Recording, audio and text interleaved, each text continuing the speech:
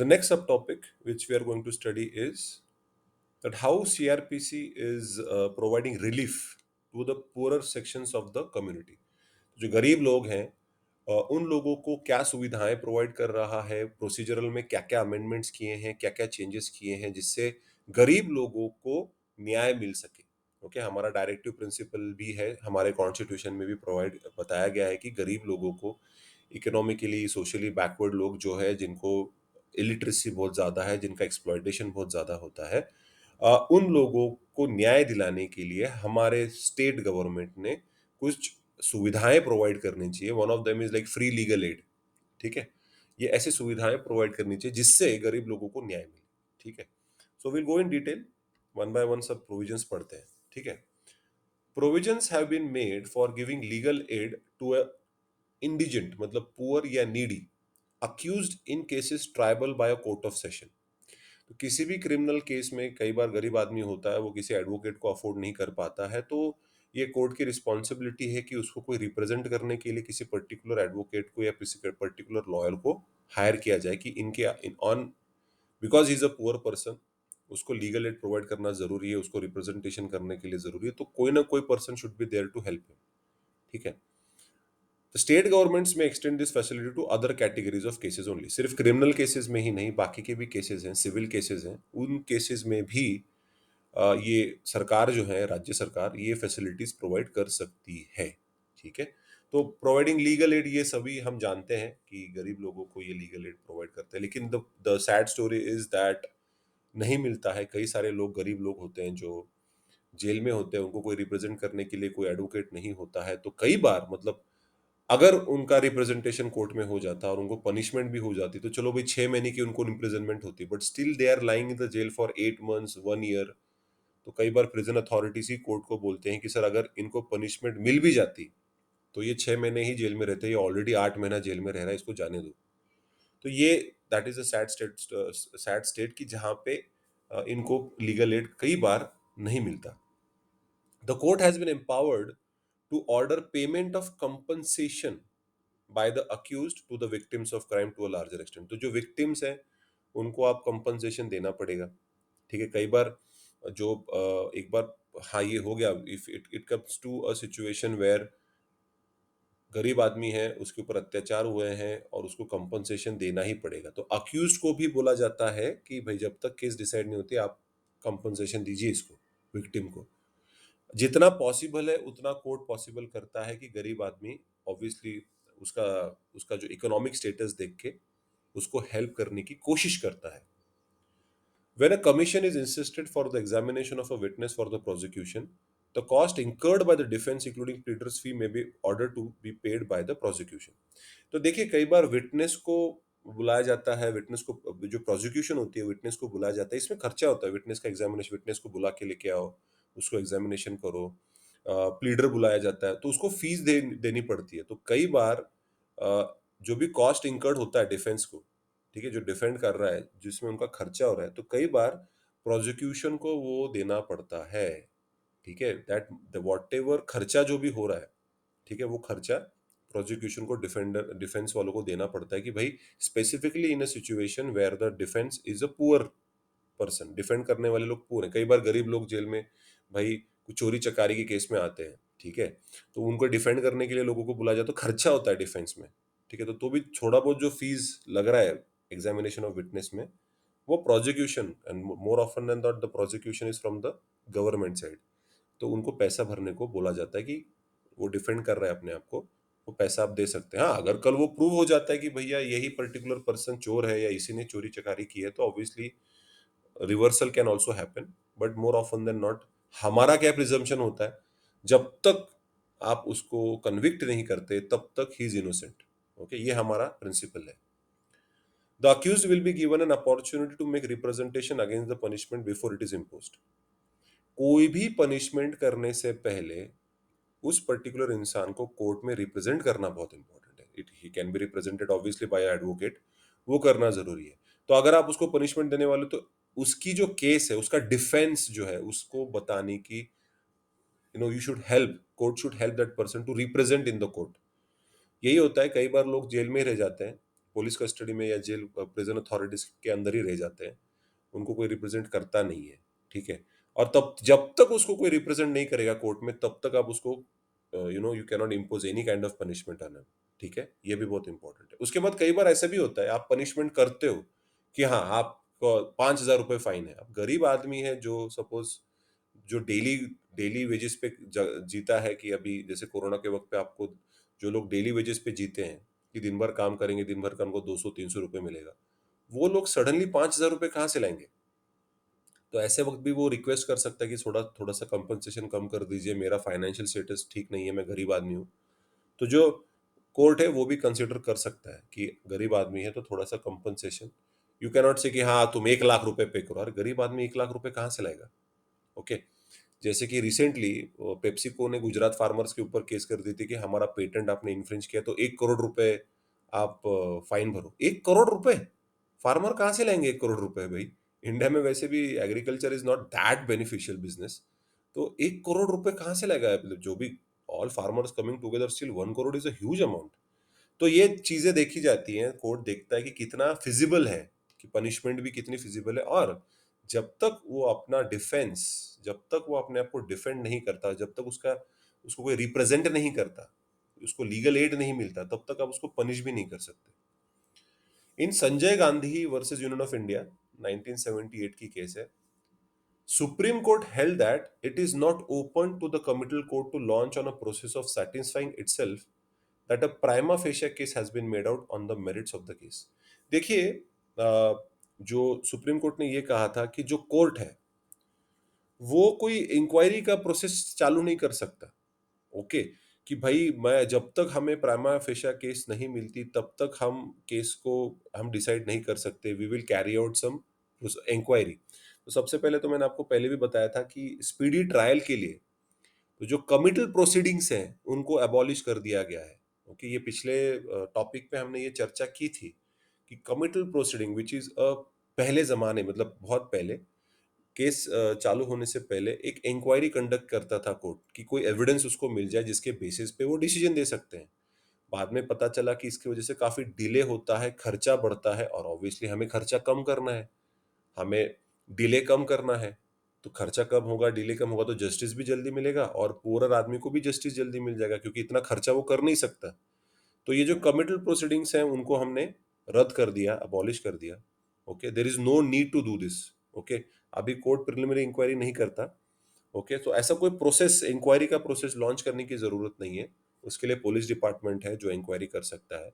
Advocates जो हैं वो भी जो क्रिमिनल प्रैक्टिस करते हैं वो लोग भी काफी छानबीन करते हैं, उनके भी काफी कॉन्टैक्ट्स होते हैं, वो भी एविडेंस ढूंढने की कोशिश कर रहे होते हैं। Let them do that.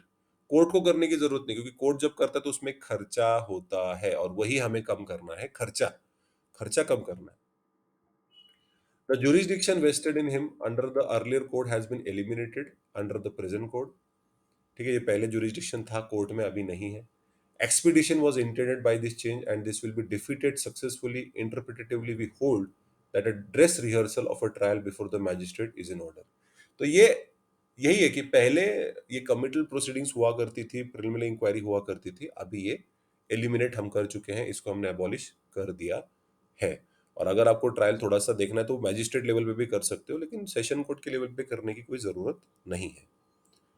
In our view, the narrow inspection fold through which the committing magistrate has to look at the case limits merely to ascertain whether the case as disclosed by the police report appears to the magistrate to show an offense solely by the court of session।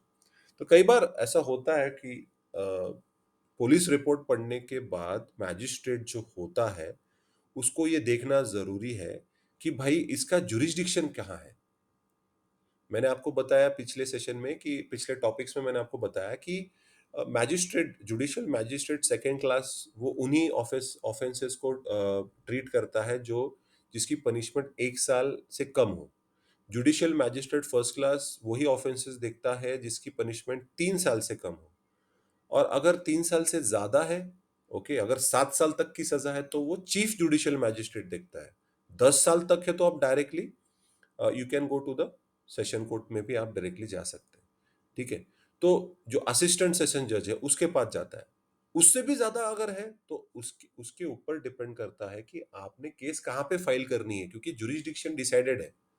Okay. तो अगर भाई ऐसी कोई case है जिसमें death penalty है या life imprisonment है या जिसमें 15 साल की सजा हो सकती है, 12 साल की सजा हो सकती है, वो जुडिशियल मैजिस्ट्रेट फर्स्ट क्लास नहीं हैंडल कर सकता। It will directly go to the session court, क्योंकि कई बार इसमें टाइम बहुत जाता है। सेकेंड चीज, वो मैजिस्ट्रेट के खर्चा होता है, आपको डॉक्यूमेंटेशन फाइल करनी पड़ती है, आपका एडवोकेट है या आपका लॉयर जो है वो आपको 10 बार घुमाता है, अरे नहीं यहाँ पे नहीं वहां पे करना पड़ेगा, ऐसा करना पड़ेगा। कई बार ऐसा होता है कि एडवोकेट को पता होने के बावजूद वो पर्पसफुली ऐसा करता है ताकि केस चलता रहे, पैसा आता रहे।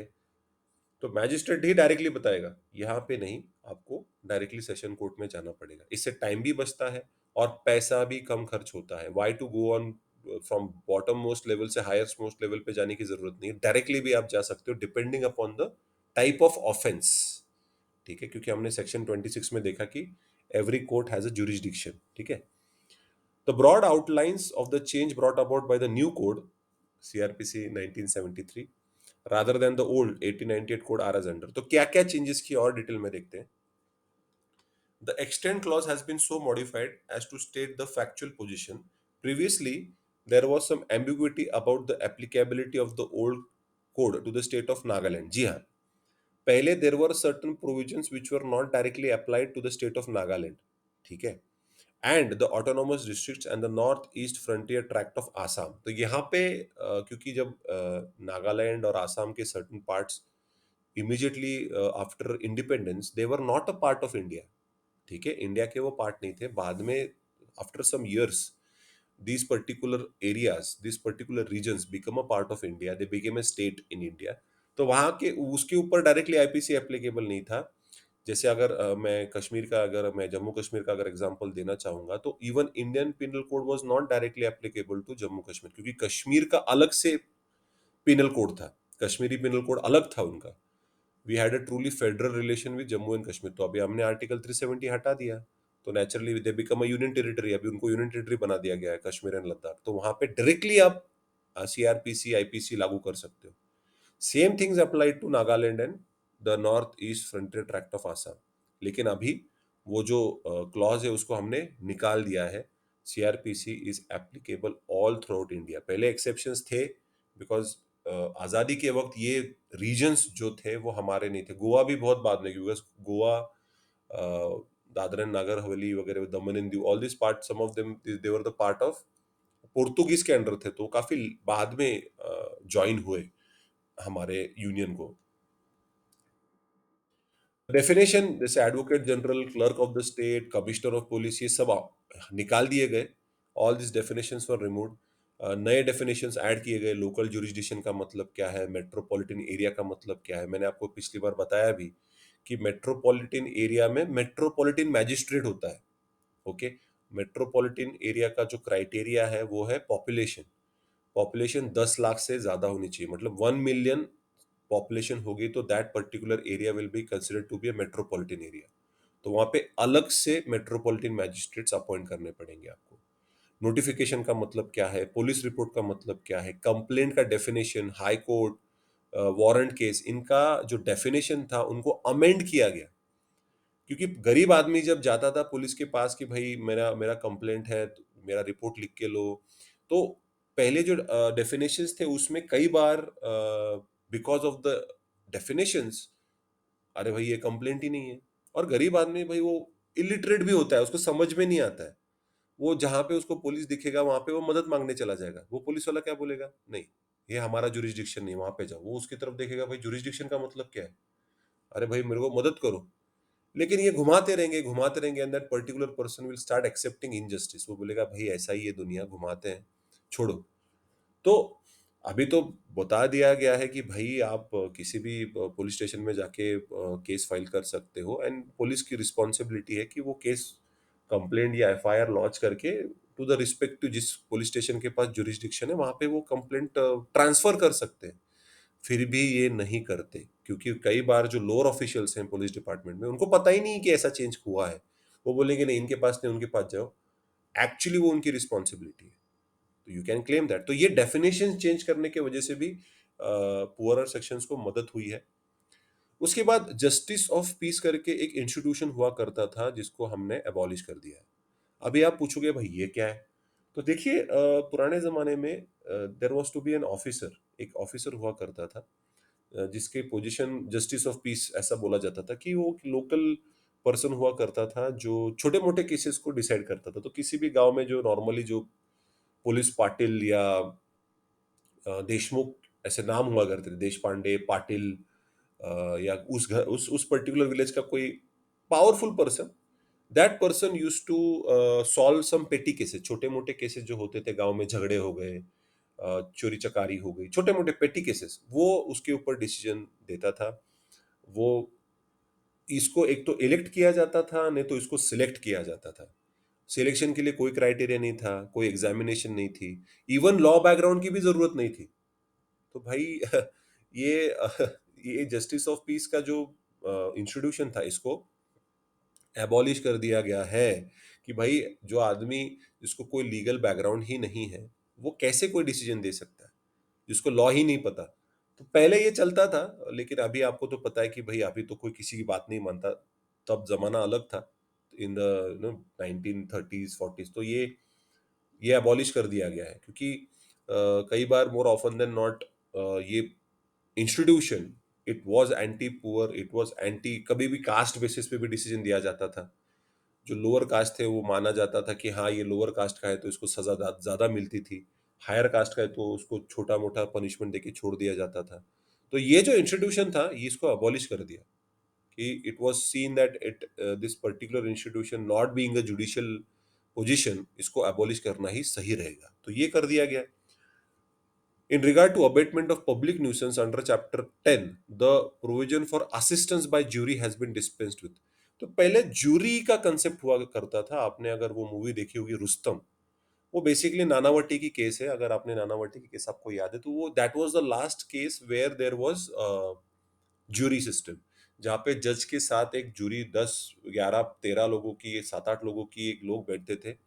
Those were the elites from the society, and उनको सब केस बताया जाता था। और ये इंग्लैंड में चलता है जूरी सिस्टम, ये इंग्लैंड सिस्टम, वहाँ का सिस्टम ऐसा है। हमारे यहाँ पे ऐसा अभी सब बंद कर दिया गया है। तो ये जूरी को पूछा जाता था और फिर जूरी जज को बताती थी कि हमारा ये निर्णय है, and more often than not the जज has to comply with whatever the jury said. तो नानावटी केस में वही हुआ कि खून करने के बावजूद उनको छोड़ दिया गया। तो ये जूरी सिस्टम हमने अबॉलिश कर दी क्योंकि अगेन यहाँ पे दिखा गया कि jury is also influenced by economic social inequalities. गरीब है, शेड्यूल कास्ट है, ओबीसी है, ओपन कैटेगरी का, ये चीजें बहुत ज्यादा रोल प्ले करने लग गई rather than what is actually correct, what is actually justice, वो रह गया बाजू में। More often than not people started, जो जूरी हुआ करती थी वो इन्फ्लुएंस्ड हो जाती थी इन सारे नॉन लीगल मैटर्स की वजह से। तो कई बार केसेस कुछ अलग ही डायरेक्शन में चले जाते थे।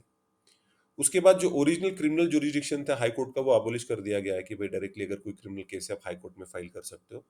ये जुरिडिक्शन को अबॉलिश कर दिया गया। आप क्योंकि हाई कोर्ट में जाने के लिए पैसा लगता है, इतना सस्ता नहीं कि मैं हाई कोर्ट में अपील करूंगा, उसको ज्यादा पैसा लगता है हाई कोर्ट में केस चलाने के लिए। तो ये आप you can go to session court directly, but high court में आप अभी नहीं जा सकते, उसको अबॉलिश कर दिया गया है। उसके बाद जुडिशियल मैजिस्ट्रेट थर्ड क्लास करके भी एक हुआ करता था, ये भी अबॉलिश कर दिया गया है। अभी सेकेंड क्लास होता है, थर्ड क्लास नहीं होता है। Every person arrested with or without warrant shall be informed on the grounds of arrest and is bailable cases of his rights to be released on bail। ठीक है। Again किसी को भी अगर आप अरेस्ट करते हो विद और विदाउट वारंट, उसको बताना जरूरी है कि तुम्हें क्यों अरेस्ट किया जा रहा है। और अगर वो बेलेबल ऑफेंस है तो उसको बेल पे छोड़ा जा सकता है, जब वो बेल के लिए जितना पैसा रिक्वायर्ड है वो भरेगा कि नहीं भरेगा। वो पैसा भरेगा बेल के लिए, कंडीशंस अप्लाई करेगा, तभी उसको बेल पे छोड़ा जाएगा। ठीक है। A copy of FIR under section 154 will be given to the informant। जी हाँ, फ्री ऑफ कॉस्ट, पैसा नहीं लगेगा आपको। एफआईआर की जो कॉपी होती है वो इन्फॉर्मेंट या जो एफआईआर लॉन्च कर रहा है उसको फ्री ऑफ कॉस्ट देनी पड़ेगी कॉपी। ठीक है। पहले लोगों को पता नहीं था, पहले पैसे लेते थे, that was absolutely abuse of power. तो ये क्लियरली बताया गया है, सीआरपीसी में भी लिखा गया है, it will be a copy will be given to the informant, और इसके लिए कोई भी पैसे नहीं लगेंगे। An officer in charge of the police station has been empowered to submit a further report regarding evidence obtained by him after submission of the report under section 173 of the code. ठीक है, तो section 173 जो है CrPC का, it specifically talks about the report of police officer on completion of investigation. तो जब भी investigation complete होगी उसके बाद पुलिस ऑफिसर ने एक रिपोर्ट सबमिट करनी पड़ती है मैजिस्ट्रेट को या उसके हायर ऑफिशियल को कि मेरा इन्वेस्टिगेशन खत्म हो चुका है, ये चार्जेस फ्रेम कर चुके हैं और हमने अभी magistrate first class, second class या चीफ मैजिस्ट्रेट या सेशन कोर्ट में हम ये केस फाइल कर सकते हैं। चार्ज जो भी हमारा इन्वेस्टिगेशन रिपोर्ट है हम सबमिट कर सकते हैं। ये भी पुलिस ऑफिशियल्स ने खुद करना जरूरी है। It is the responsibility of the police. ठीक है, आपको 10 बार पीछे जाने की जरूरत नहीं है, ये उनकी रिस्पॉन्सिबिलिटी है। उसके बाद summons witnesses can be serve by post. जी हाँ, आप समन पोस्ट से भेज सकते हो, पर्सनली किसी इंडिविजुअल को जाके समन देने की जरूरत नहीं है। और आप उस समन का रिप्लाई भी पोस्ट से कर सकते हो। खुद को आपको कोर्ट में आने की जरूरत नहीं। स्पेसिफिकली इफ द ऑफेंस जहां पे आप फाइन देके छूट सकते हो तो आप समन का रिप्लाई दे सकते हो। यू कैन प्लीड गिल्टी, हाँ ये मेरी गलती हो गई है। फिर कोर्ट बोलेगा कि ठीक है आपने, you have pleaded guilty, this is the fine, 500, 1000, 2000 जो भी फाइन है आप पे कर दीजिए। और आप पोस्ट से भी उसका रिप्लाई कर सकते हो। अभी तो आप ऑनलाइन भी पेमेंट कर सकते हो, आपको रिसिप्ट भी मिल जाएगी। Then you will be relieved. Court में जाना आना कोई जरूरत नहीं है।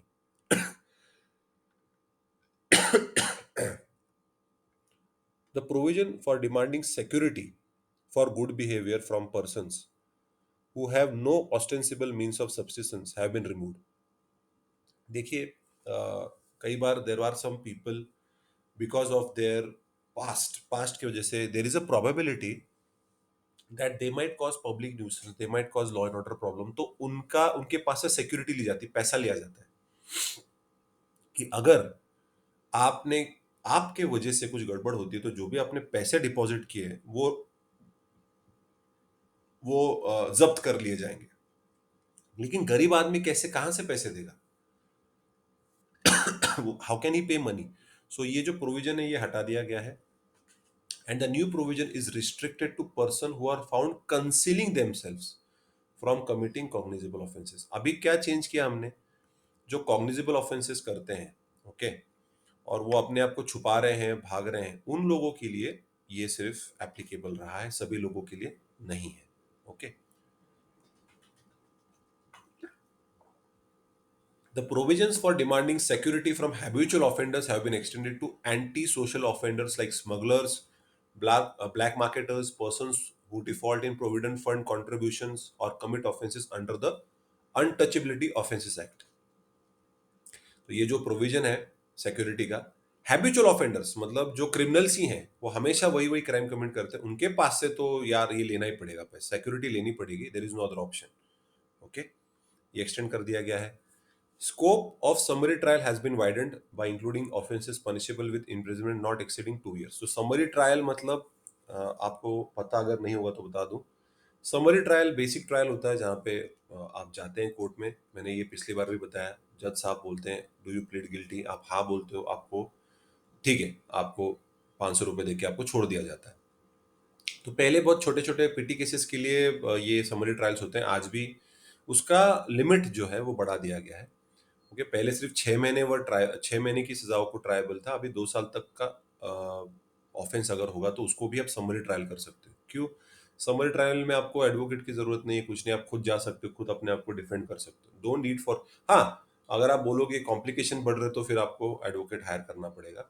Otherwise more often than not आप खुद बोल सकते हो और आप अपने जो भी होगा, छोड़ दिया तो अच्छी बात है, नहीं छोड़ा तो ऑब्वियसली आपको इम्प्रिजनमेंट में जाना पड़ेगा। तो यहाँ पे खर्चा कम होता है समरी ट्रायल्स में rather than your normal case. Under the old code 1898 का जो सीआरपीसी कोड था, offences punishable with imprisonment up to 1 year were triable as summon cases. अभी इसका एक्सटेंशन कर दिया गया अप टू 2 years। ठीक है, अभी 2 साल के ऊपर वाले केसेस को आप समन केसेस कर सकते हो, समन का प्रोसीजर फॉलो कर सकते हो। समन का प्रोसीजर हम आगे जाके पढ़ेंगे प्रॉपर क्या प्रोसीजर होता है, कि समन कैसे भेजे जाते हैं, समन्स के लिए कैसे सारा कोर्ट क्या क्या करता है, और अगर आपने उसको कंप्लाई नहीं किया तो आगे क्या करेगा कोर्ट, वो सारा प्रोसीजर हम आगे जाके देखेंगे।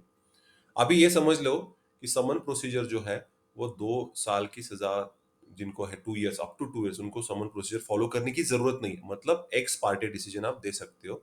The same provision we have already study for speedy trial. Now the court can convert summon case into warrant case where the interest of justice so requires. वो कभी भी वारंट केस में कन्वर्ट कर सकता है अगर न्याय की जरूरत है तो. Under the new code, a magistrate can take cognizance of offense on suspicion as he was previously empowered under section 190C of the old code. अभी मैजिस्ट्रेट खुद, अगर उसको सस्पिशन है किसी भी कॉग्निजेबल ऑफेंस का, ठीक है, तो वो खुद भी इन्वेस्टिगेशन या इंक्वायरी स्टार्ट कर सकता है, किसी पुलिस को बोल सकता है कि चालू करो. While issuing a commission for the examination of witness for the prosecution under the new code, the court may direct at expenses of the accused, including pleader's fee, to be paid by the prosecution. ये तो हमने already starting में ही देख लिया है कि नए code में अगर आपको विटनेस का एग्जामिनेशन करना है, उसके लिए जो भी एक्स्ट्रा पैसे लगेंगे, प्लीडर की फी लगेगी, वो सारा का सारा पैसा प्रोसिक्यूशन को पे करना पड़ेगा. In the new code, magistrate before passing sentence shall hear the accused on the question of sentence. जी हाँ, किसी को भी पनिश करने से पहले जो भी आदमी है, गरीब है अमीर है, he has to defend himself. जब तक वो उसको रिप्रेजेंट नहीं करेगा, आप उसको सजा नहीं दे सकते. Power has been conferred on the High Court and the Session Court to grant anticipatory bail in certain cases. Anticipatory bail certain cases में दे सकता है. The new code has fixed for the first time periods of limitation for taking cognizance of offences, and prosecution cannot be launched thereafter except when the court for special reasons grant extension of time. देखिए एक limitation डाल दिया गया है. There are certain cases, जैसे sexual assault के cases हो गए, ड्रग पेडलिंग के केसेस हो गए, वहां पे with in certain period of time आपको न्याय देना ही पड़ेगा, आपको जजमेंट देना ही पड़ेगा. Okay, this limitations are very much important because ये जो केसेस है ना, ये बहुत सीरियस है. इसको you can't drag on this cases for a long duration of time. तो इसके अंदर सम लिमिटेशंस है. You have to be very careful while framing the charges while doing the investigation, क्योंकि अदरवाइज अगर आप पुलिस डिपार्टमेंट में, आपकी job भी जा सकती है. So there is a time frame जिसके अंदर sexual harassment, sexual assault, drug peddling, इनके लिए सर्टन टाइम लिमिट दिया गया है, लॉ में ही दिया गया है, वो उनको फॉलो करना पड़ेगा. Under the present code, besides the wife, a minor child whether married or unmarried unable to maintain herself is entitled to maintenance. जी हाँ, अगर कोई बच्चा है या बच्ची है, वो मैरिड है अनमैरिड है डजेंट मैटर, पर वो अपने आप का ख्याल नहीं रख सकती, उसको मेंटेनेंस मिलने का पूरा अधिकार है. A child who has attained majority will be entitled to maintenance if due to any physical, mental abnormality or injury, such child is unable to maintain itself. कि अगर मेजर आप मेजर हो भी गए हैं, आप 18 साल के हो गए हैं, ऑब्वियसली आपको मेंटेनेंस का कोई अधिकार नहीं. लेकिन अगर अगर आप फिजिकली या मेंटली चैलेंज्ड हैं, इंज्योर्ड हैं, again that child has to be maintained by the parents. Father हो, मदर हो, whichever person is able to maintain the child, उसको वो काम करना पड़ेगा. ऐसा नहीं कि फादर को ही करना पड़ेगा. Sometimes even grand parents can be told कि अगर they have that financial capacity. The new code has provided that the venue of the proceedings shall also include the place where the wife may be residing on the date of the application. तो normally proceedings कहाँ होती हैं? जहाँ पे wife रहती है वहां पे. बिकॉज हमारे समाज में woman are considered to be vulnerable sections of the society. It is considered even today, और कई हद तक ये सच है कि अभी भी ऐसे बहुत सारी औरतें हैं जो हस्बैंड के पैसे पे डिपेंड करती हैं. फाइनेंशियल डिपेंडेंस उनका हस्बैंड पे होता है, फाइनेंशियली इंडिपेंडेंट नहीं होती. तो नेचुरली वो कहाँ का न्याय के लिए कहाँ कहाँ जाएंगी. तो जहां पे वाइफ रहती है वहीं पे प्रोसीडिंग्स आप कैरी आउट कर सकते हो. Section 276 of the new code provides that evidence in session case should ordinarily be taken in the form of questions and answers. Question answer format में आप एविडेंस लीजिए. ठीक है, एक फॉर्मेट दिया गया है. ठीक है, कई बार ऐसा होता है कि हाँ बोला करो, क्या बोलूं भाई, आप पूछो तो सही. तो आप, जो प्रोसिक्यूटर होता है या जो जुडिशियल मैजिस्ट्रेट होता है या पुलिस ऑफिसर होता है, वो क्वेश्चन पूछता है और रिप्लाई आंसर में आना चाहिए. That is a format is also given कि भाई एविडेंस भी कैसे कलेक्ट करना है. That is also been provided under the CrPC.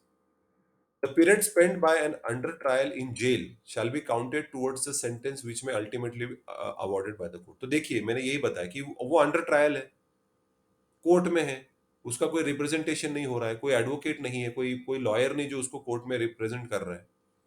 तो ऐसे सिचुएशन में अगर सजा उसको कोर्ट बोलती कि 1 साल के लिए आपको सजा है, you will be punish for 1 year.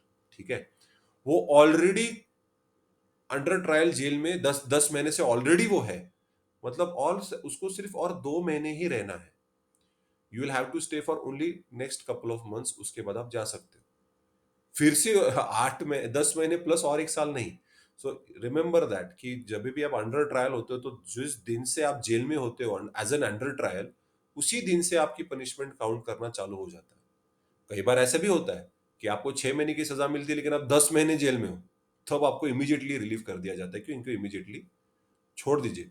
और कभी कभी जिसके वजह से नुकसान भी अगर उस इंसान का होता है तो कंपनसेशन भी भरना पड़ता है सरकार को, गवर्नमेंट को उस पर्सन को कंपनसेशन देना पड़ता है कि because of you I was in jail, जिसकी वजह से मुझे बहुत मेरा नुकसान बहुत हुआ, तो प्लीज पे मी कंपनसेशन। तो कंपनसेशन भी पे करना पड़ता है। ऑब्वियसली ये मैंने आपको स्पीडी जस्टिस में भी बताया कि इंटरलॉक्यूटरी ऑर्डर्स को रिवाइज नहीं कर सकते। जो भी पेंडिंग केसेस में जो ऑर्डर पास की जाती है उसको रिवाइज करना नहीं, क्योंकि कई बार ये टैक्टिक्स इस्तेमाल करते थे काफी एडवोकेट्स केस को आगे बढ़ाने के लिए, डिले करने के लिए जस्टिस, तो ये प्रोविजन हटा दिया गया है। The period of detention in jail during remand shall be counted against the sentence of imprisonment ultimately awarded in case। तो चाहे वो आप अंडर ट्रायल हैं या आप डिटेंशन में, दोनों वक्त का आप जितना देर आप जेल में रहोगे वो सारे दिन काउंट करके आपको इम्प्रिजनमेंट से वो डिडक्ट कर दिए जाएंगे and the remaining time you have to be spend in jail। A right has been given to the state government to file an appeal against inadequacy of sentence to the high court and not to any appellate court। ठीक है। कभी कभी अगर आपको कोई punishment दी गई है कि भाई आपको अभी डेथ पेनल्टी है या आपको लाइफ इम्प्रिजनमेंट है and you want to appeal, तो अपीलेट कोर्ट में जाने से आप डायरेक्टली हाई कोर्ट में जा सकते हो कि मुझे लाइफ इम्प्रिजनमेंट की सजा दी गई है, मैं रिक्वेस्ट करता हूँ कम कर दीजिए। तो आप सेंटेंस बढ़ा सकते हो, कम कर सकते हो। कई बार ऐसा भी होता है कि सजा 7 साल दी जाती है, 4 साल दी जाती है, और आप अपील करते हो कि नहीं 4 साल नहीं, इसको ना 10 साल तक अंदर डालना चाहिए। उसके लिए भी आप अपील कर सकते हो, डिपेंडिंग कि भाई आपके पास कितना पैसा है। The new code prescribes that jail appeal should not ordinarily be dismissed without hearing the applicant. जी हाँ, ऑब्वियसली कोई भी अपील आप हियर करना पड़ता है कि एप्लीकेंट का क्या कहना है। हियरिंग के बाद अगर कोर्ट सेटिस्फाइड नहीं है तो वो डिसमिस कर सकता है, बट विदाउट हियरिंग अगर आप अपील डिसमिस कर रहे हो that is not acceptable under the new code. The new code provides for an appeal to the Supreme Court where, when High Court, after reversing an acquittal order, passes any of the sentence mentioned in Section 379। Now, basically, Section 379 क्या कहता है? Appeal against conviction by High Court in certain cases। कई बार high court जब session court का decision reverse करता है, okay, तो आप सुप्रीम कोर्ट में अपील कर सकते हो। ठीक है, you can go and appeal in the supreme court. So these were the different provisions under CRPC which has been provided to give relief to the poorer sections। ठीक है, हर जगह पे उनको फाइनेंशियल हेल्प जितनी कर सकता है सरकार और कोर्ट, वो उनको मदद करने की कोशिश करते हैं। तो एग्जामिनेशन में जब ये क्वेश्चन आएगा तो नेचुरली इट इज एक्सपेक्टेड कि इन 28 पॉइंट्स में से एटलीस्ट आप 10 पॉइंट याद रखो, 10 से 15 पॉइंट मैक्सिमम आप याद रखो, डिपेंडिंग कि वो क्वेश्चन कितना बड़ा है, शॉर्ट नोट है कि बड़ा बड़ा क्वेश्चन है, उसके बेसिस पे आपको, आप ऑब्वियसली मैं तो यही चाहूंगा कि आप सभी पॉइंट्स याद रखो, लेकिन हमें टाइम लिमिट में भी आंसर लिखना होता है। सो इनमें से कम आधे पॉइंट्स तो भी आपको याद रखना जरूरी है। तो शॉर्ट नोट में तो आप और कम कर सकते हो, बट बड़ा आंसर आएगा तो you need points to write the answer. Okay, so this is the different changes which have been brought about in CRPC to help the poorer sections।